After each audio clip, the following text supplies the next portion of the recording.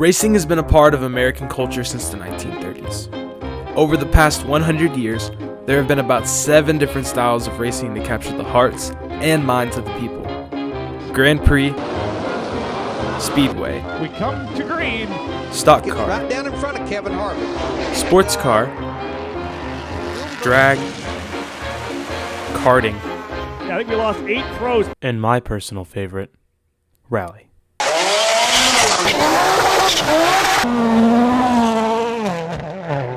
But over the past 2 decades, a new form of racing has begun to take over: street racing. Normal people like you and me push their retail race cars to the limit on interstates and highways in the pursuit of speed and victory. But there's one major problem.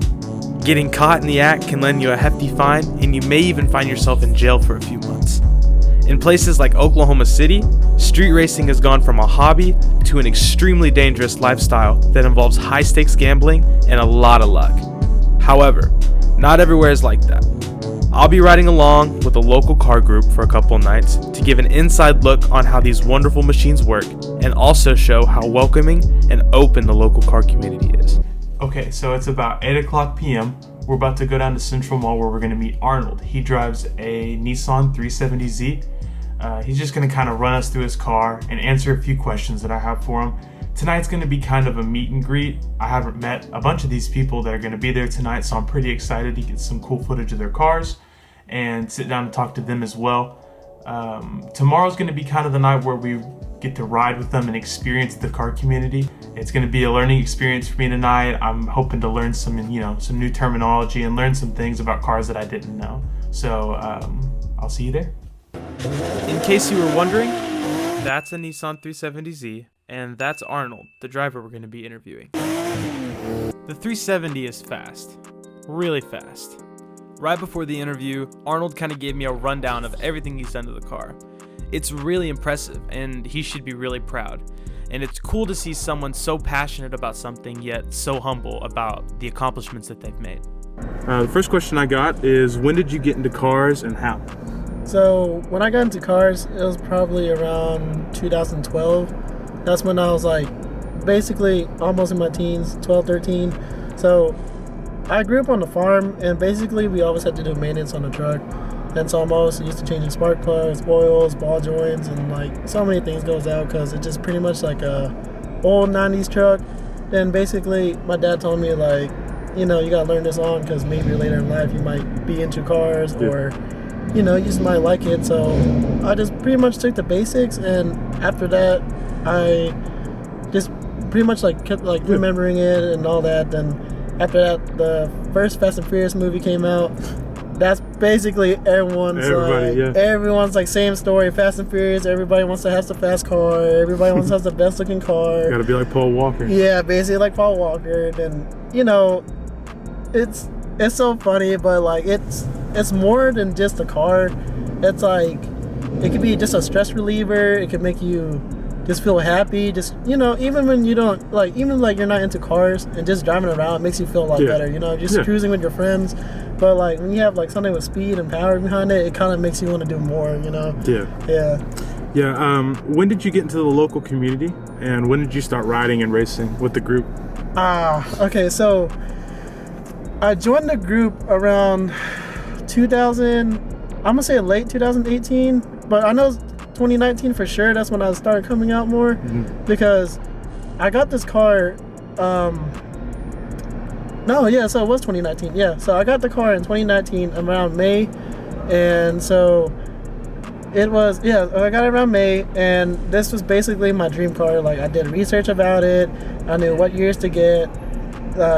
Basically the 14 years and up is like the best models, has like the least problems and everything. But earlier car mades, there always some defect going on and stuff. Yeah. But so 2019 basically that's when it happened. I got the car, and the first thing I did was the sound system. Then I started driving around and basically saw some other cars, and I was like, well, hopefully one day I could like meet somebody. Yeah. And so my buddy goes to my gym over here at River Valley. His car was like full bolt-ons. He's done everything to it. So it kind of made me like envy him in a way. Yeah. Kind of like you got a sports car, you get to mod it, you get to make it sound loud, make it pop. Yeah, I understand. Yeah, I was just like, wow, like I wish I could do that. And he took me for a ride and all that stuff. Yeah. And I really enjoyed it.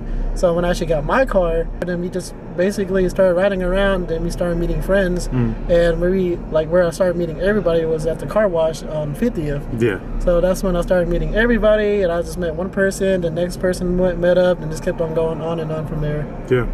Awesome. Yeah. So why do you think that the car community has such a bad rap? I mean, you hear about it all the time on the news. I mean, police hate them, and it's just everyone dislikes the car community.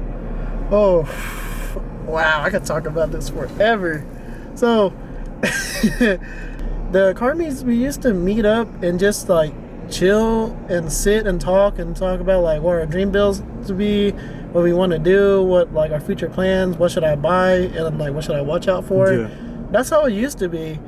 And later on, I guess like after like the last takeover, it was like the biggest meet Fort Smith ever had. Yeah. Like the whole town knows about it. I remember Basically. about We're a it, small town, but everybody knows about it. We had over 200 cars in the parking lot at the Malco Theater. Everybody was just there. We're just like sitting and talking about cars, and everyone's just driving in and out, revving and all. That's cool. Basically after that, the kids that like got inspired by us like driving sport cars, fast cars, and all that, I don't know, they wanted to remake what we were doing. The cops never bothered us. Like they like back then, like the cops just sees us and they'll just drive and they just watch us. They'd be like, "Wow, nice cars," and just leave them alone. Like, oh, they're just gonna go sit and chill and talk. But now the kids these days just want to just go to a random parking lot, start swinging it, talk crap to each other, saying your car's slow, discouraging others and all, like, which is really bad. You don't want that negativity around. Yeah. Like, there's so much things going on. Like, people are just like happy to have a car, and you're gonna go out and say something mean to them. Like, that's messed up. You know, like we're supposed to be united and be happy together and talk something like we all like. Like, that's how you make friends. Like, you like something and we like the same thing. We could talk about it all day. Yeah.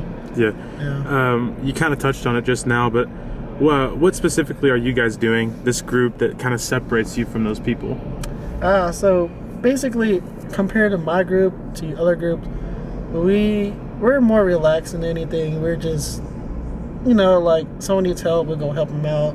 We never like ask for anything back, or we just don't talk crap about the car, like saying like they don't know what they're doing, or make fun of them for that. Like, everybody starts out somewhere, from anything. So our group just really sits down and chill, and like sometimes other cars be like, "Oh, I like your cars," and we just talk to them, end up being friends, and later on we could be like, they know something we don't, because like you want treat others the way you want to be treated. The golden rule. You want to say something to someone, like, be nice to them, you expect them to say something back to you. It's just good karma going around. Yeah. The footage you're about to see is from night 2, the cruise, where I get to go riding with Arnold and the rest of the group and kind of experience what a normal night is like for these guys. The group is so kind and so welcoming, and they really don't care what kind of car you drive. My mom drives the exact same Honda Civic, and there it is in formation with the 370Z. That's awesome. I'm gonna let these clips play so you guys can kind of see what it's like to be in the car and ride next to these things. It's a really, really cool thing. Over these 2 days, I was really able to see how the dynamic of this group worked. They really are like a little family, and it's cool to see them living in almost a Fast and Furious movie. It was really cool getting to make these friendships, and I hope that I get to go out with them in the future. I want to say a special thank you to Arnold and Brooklyn for helping set everything up. It ran super smoothly, and I wouldn't have been able to do this documentary without you guys, and I'm really happy with what I got. I hope you guys took something out of this. I know I did, and I hope you enjoyed seeing an inside look on something that you wouldn't have normally been able to see.